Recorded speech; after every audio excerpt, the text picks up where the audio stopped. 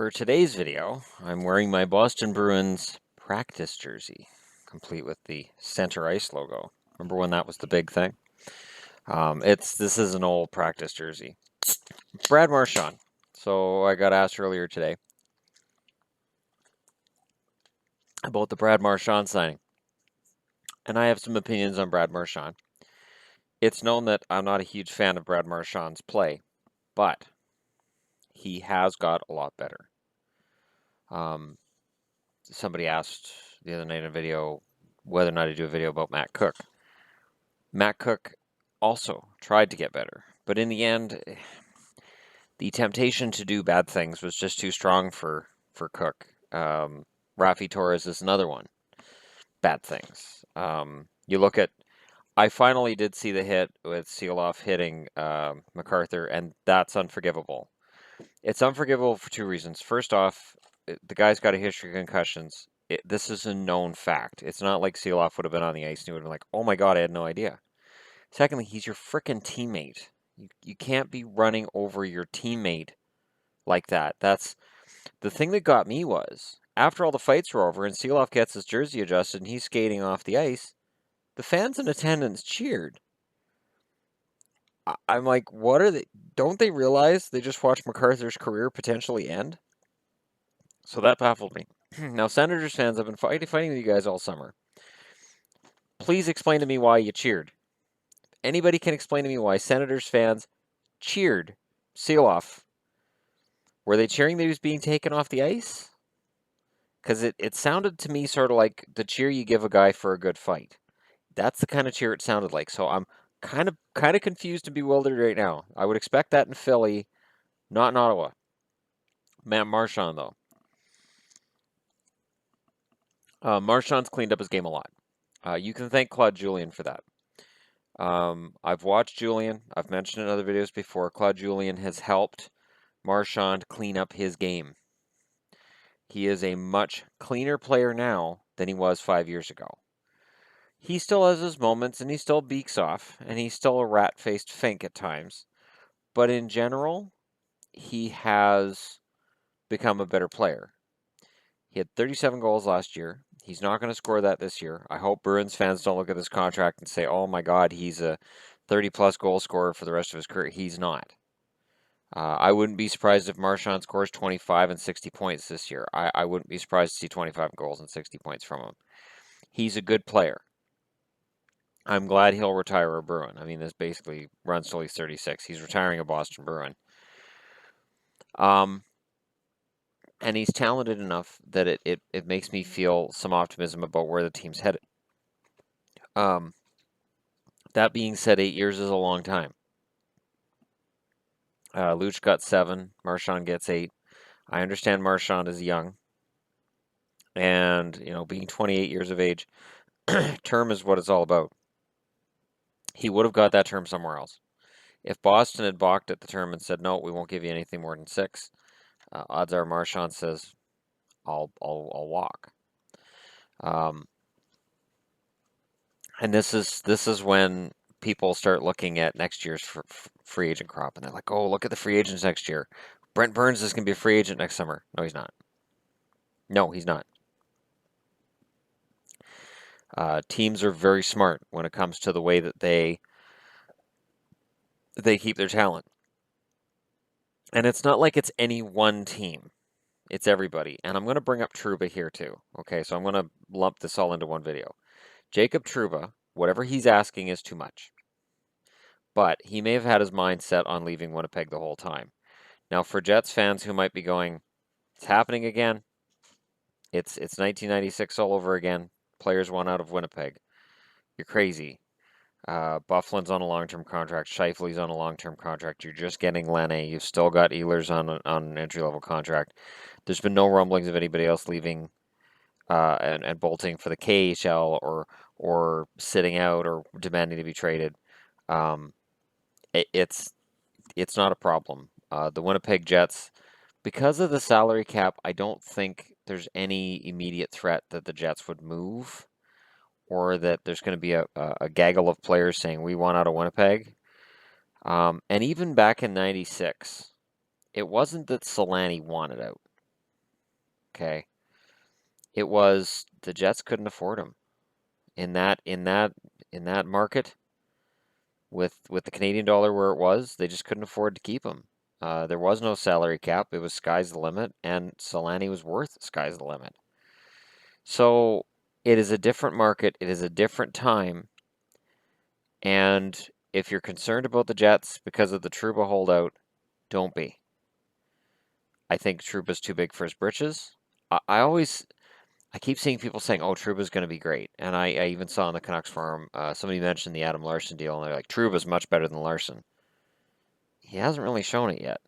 He's kind of buried on the left side of Winnipeg's defense. He's got guys who are better than he is, and that's not his fault.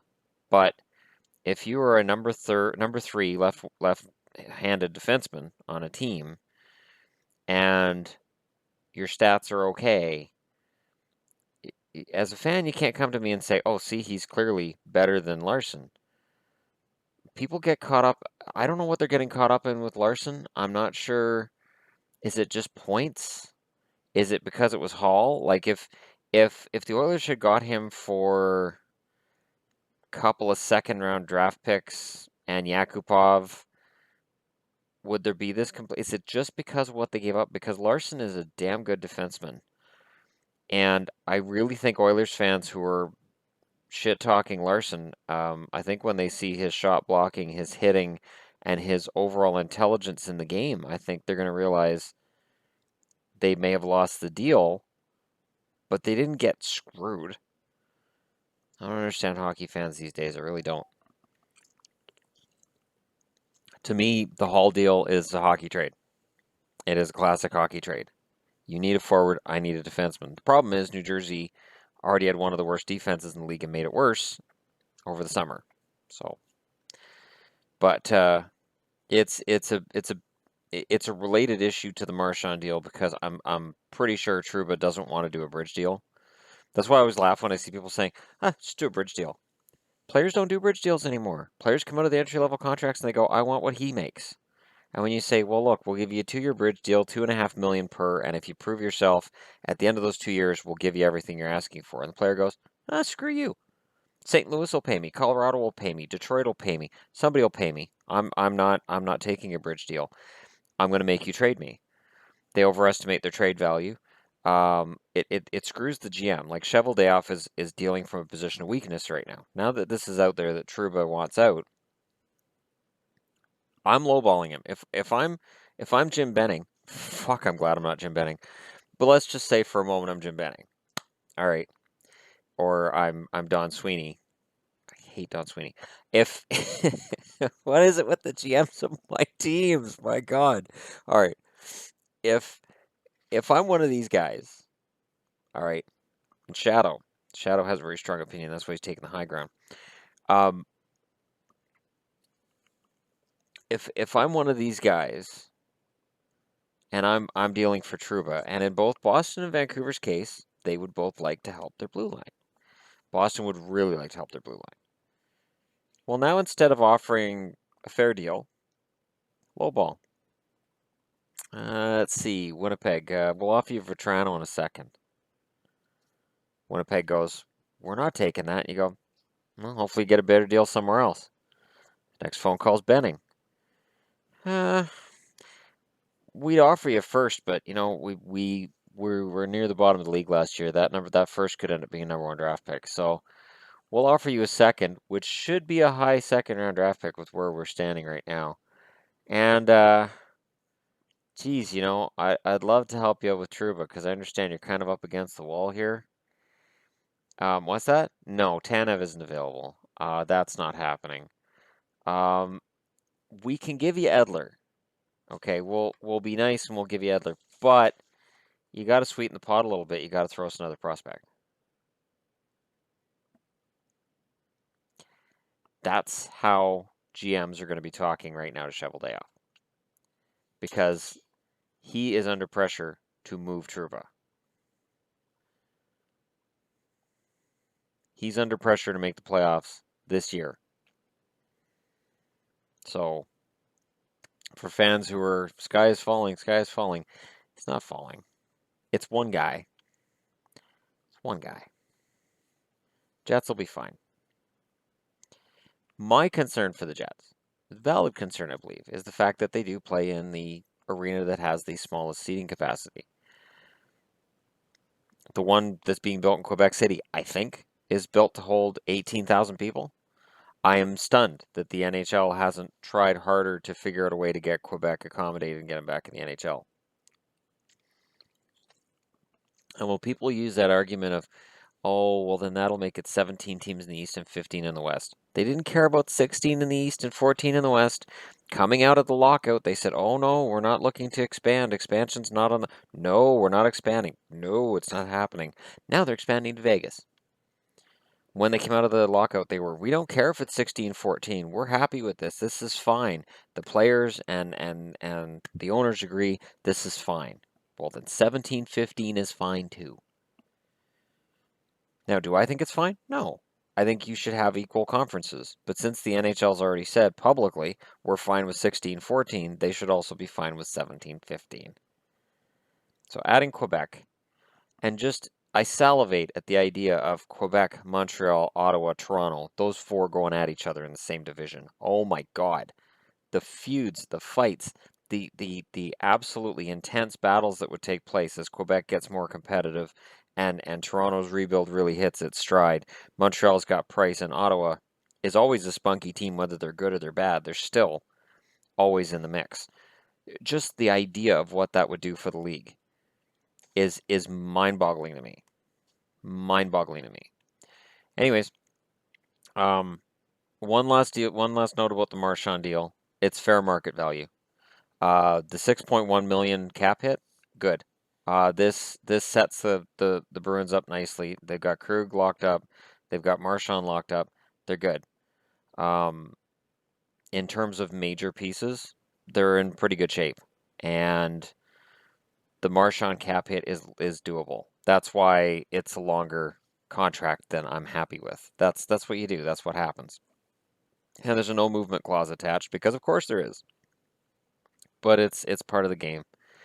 It's part of the deal. And when people complain about Benning isn't giving out no movement, no trade clauses.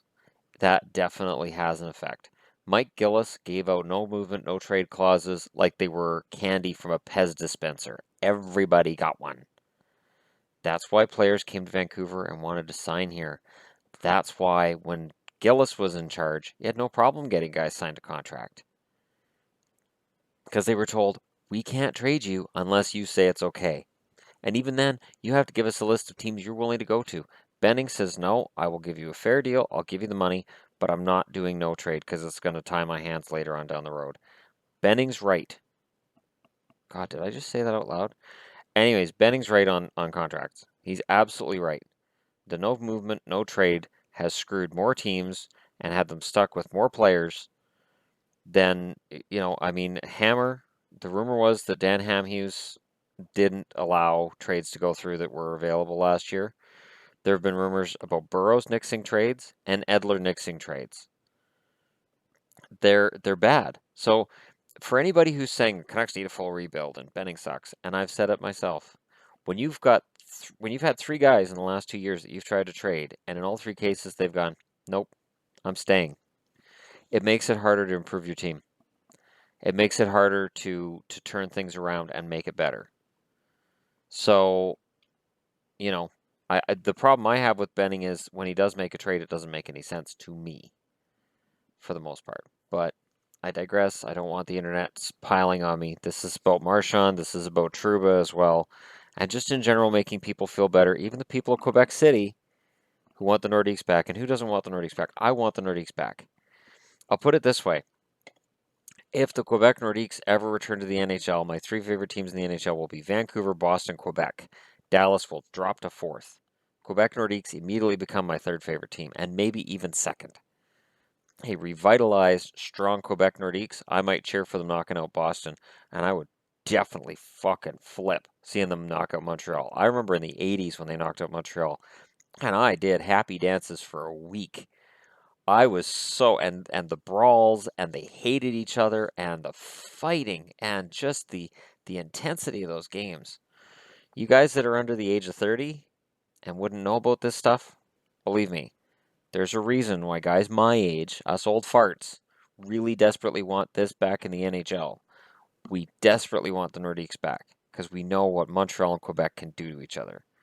And it's beautiful to watch. And Quebec and Boston had fights, and Quebec had a lot of fights with Hartford back in the day, who's now Carolina, so that really wouldn't work. But I remember all those battles, and Buffalo, Quebec and Buffalo too, man. I tell you, when Quebec was at its peak with all the Stastnys and just some of the teams they had, I miss that. All right, um,